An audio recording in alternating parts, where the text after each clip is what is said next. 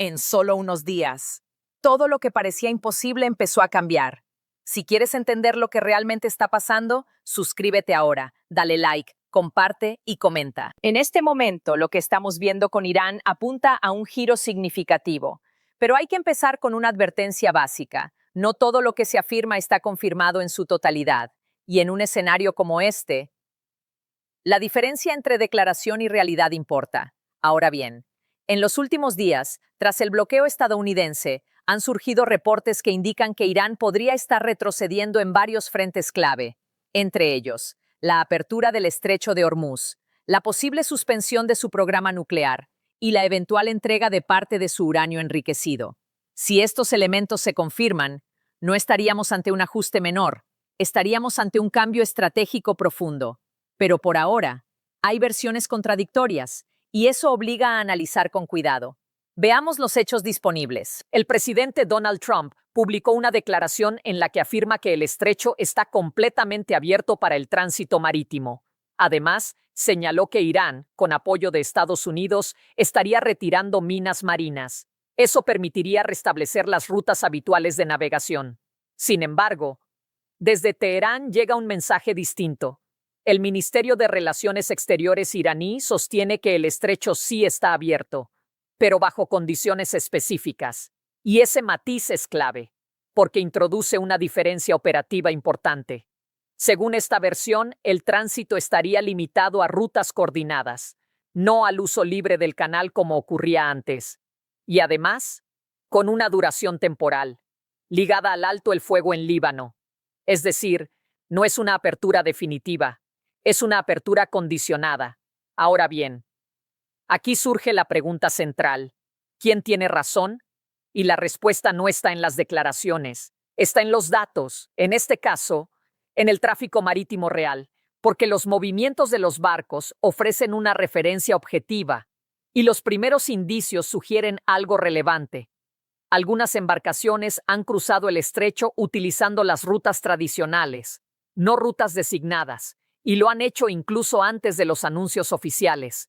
Eso introduce una posibilidad, que la apertura sea más amplia de lo que Irán reconoce públicamente, pero aún es pronto para una conclusión definitiva. Ahora bien, más allá de esta discrepancia, hay un elemento que explica el contexto, el bloqueo, porque, según datos del Comando Central, aproximadamente el 90% del comercio iraní depende del tráfico marítimo, y ese tráfico pasa, en gran medida, por el estrecho de Hormuz. Eso significa que cualquier interrupción tiene un impacto directo en la economía, y en este caso, ese impacto ha sido inmediato.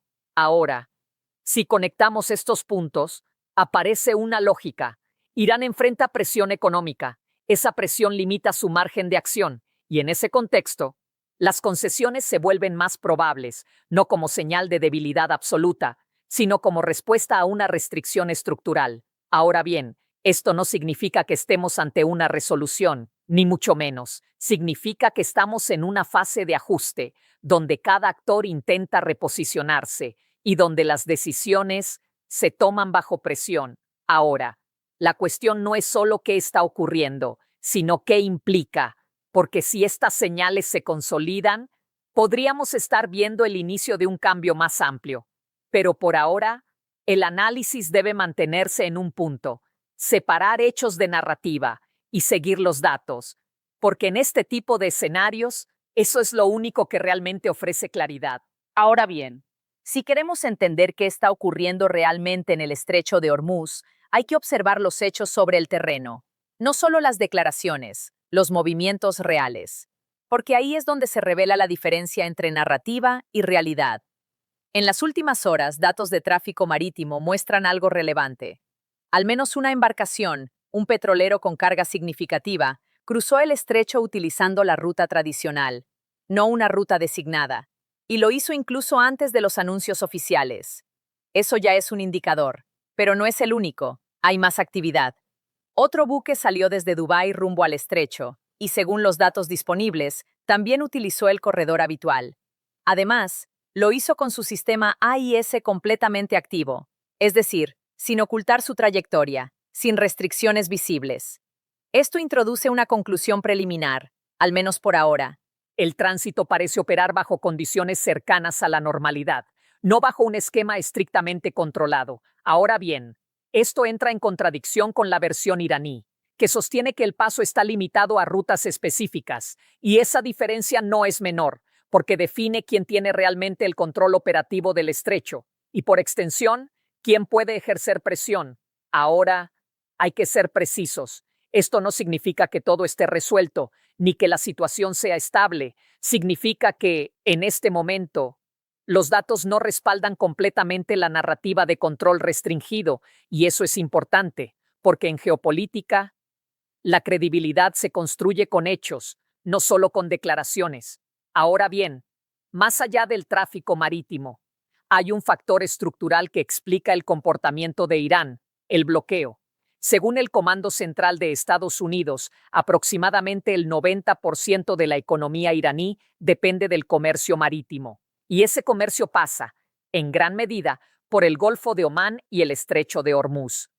Cuando ese flujo se interrumpe, el impacto no es gradual, es inmediato y profundo. Eso es lo que estamos viendo. Una economía que ya enfrentaba dificultades, sometida ahora a una presión adicional. Y en ese contexto, las decisiones cambian, porque cuando los ingresos se reducen, el margen de resistencia también. Ahora bien, esto nos lleva a una conclusión clave. Las acciones recientes de Irán no pueden analizarse únicamente desde una perspectiva militar.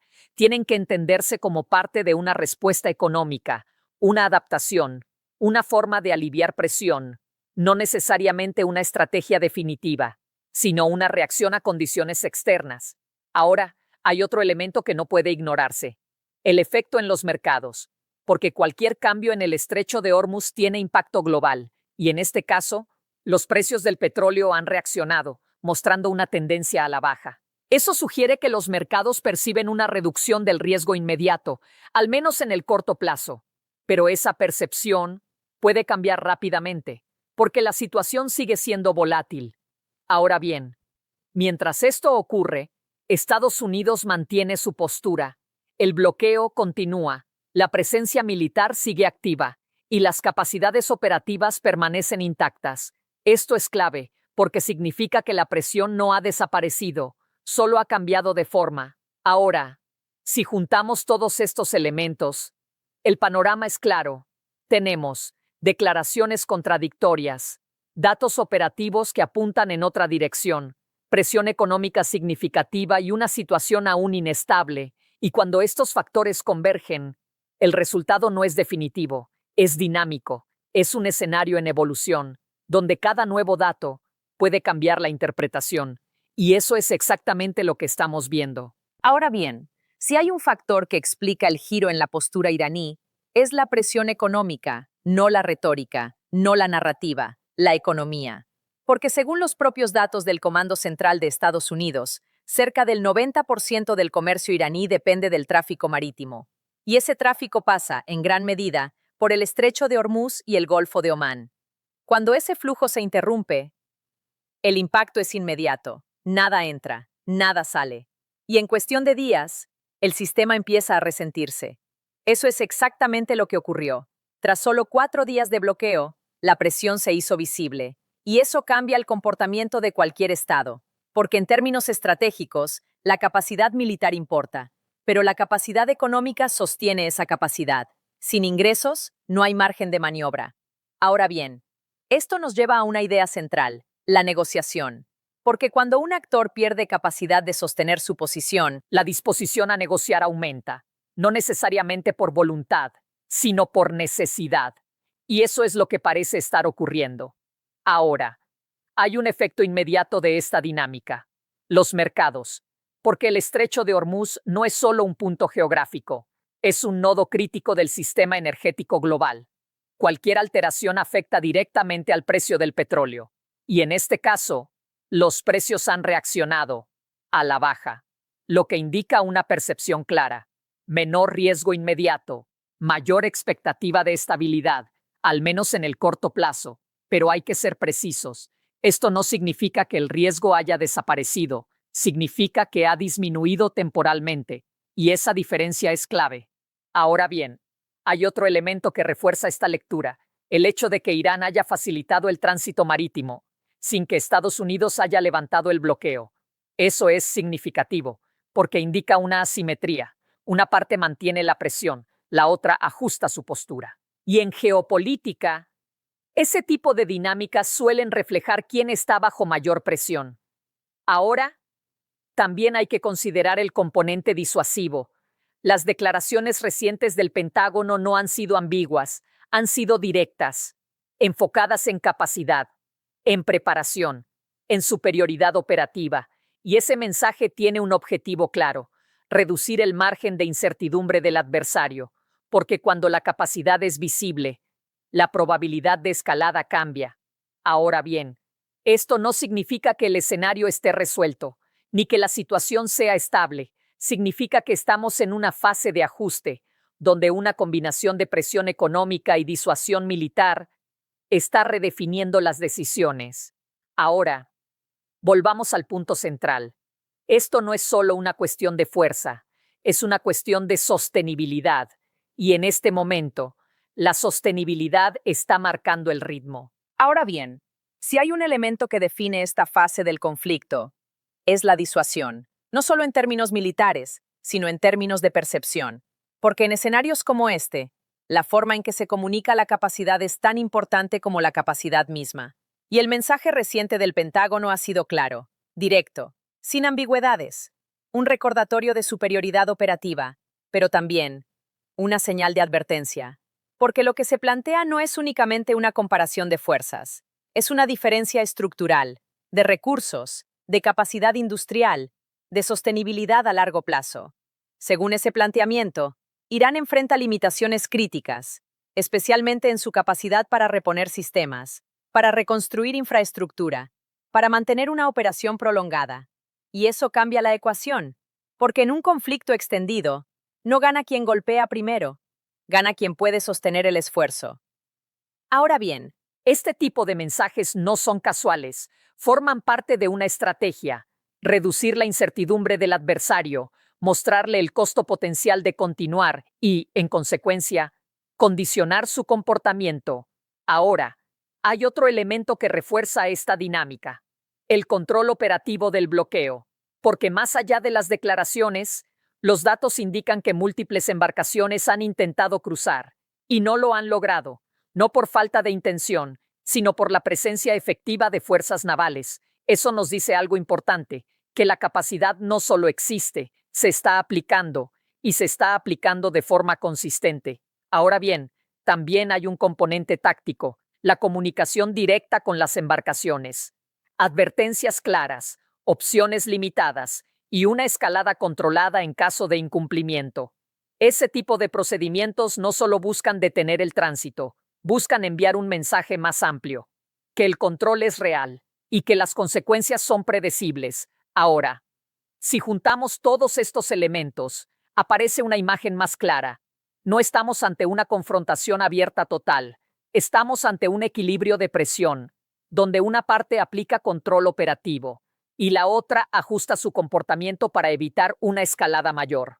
Ahora bien, esto no elimina el riesgo, lo contiene temporalmente, porque el sistema sigue en tensión, y en sistemas en tensión, el margen de error es reducido.